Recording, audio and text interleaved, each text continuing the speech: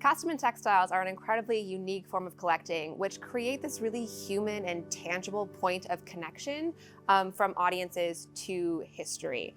Not everyone had fine china or paintings or elaborate furnishings, but everyone throughout history to the modern day wears clothes and uses these clothes to share their personal style and preferences and personality.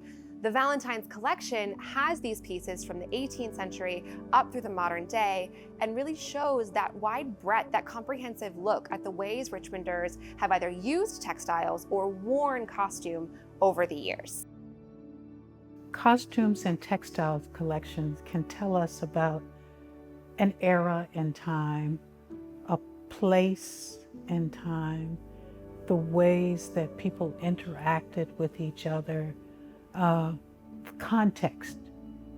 Costumes and textiles provide the context for understanding the past and the present as well.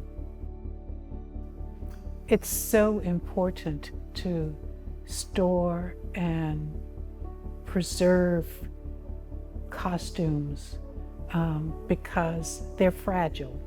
And as the years go on, they become even more fragile. You need to protect them from light, bugs, humidity, moisture, everything. So over the last 5 years in particular, we have looked at every single object. I mean, the notion of looking at probably over 50,000 pieces in this collection, understanding their story, understanding how they fit within this bigger collection of the museum was critical. You know, when we did the renovation, the entire third floor of the building is dedicated to our costume and textile collection. We can't have this collection without someone like Pam Reynolds, who not only has this amazing fashion sense, but has changed the city. I am so honored that some of my textiles are included in the 10,000 that the Valentine has.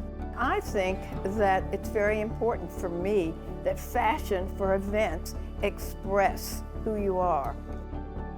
We have a long history of collecting from local institutions and fashion classes from the universities, but we also have a long history of collaborating with these institutions to bring students from the classroom into the collection and give them an opportunity to really handle and view these pieces firsthand.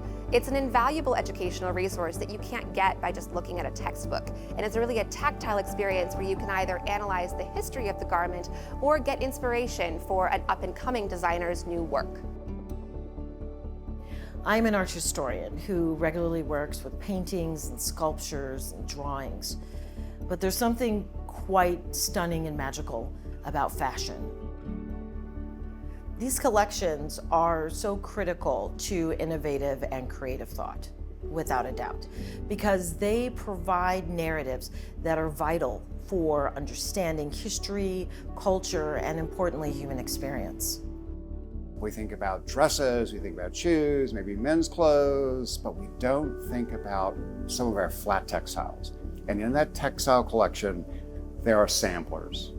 And these samplers are so amazing because young women, to demonstrate their skills and their knowledge, would create these samplers where they would sew the alphabet, sometimes a really wonderful phrase, and they would demonstrate their knowledge of all the key stitches on one piece.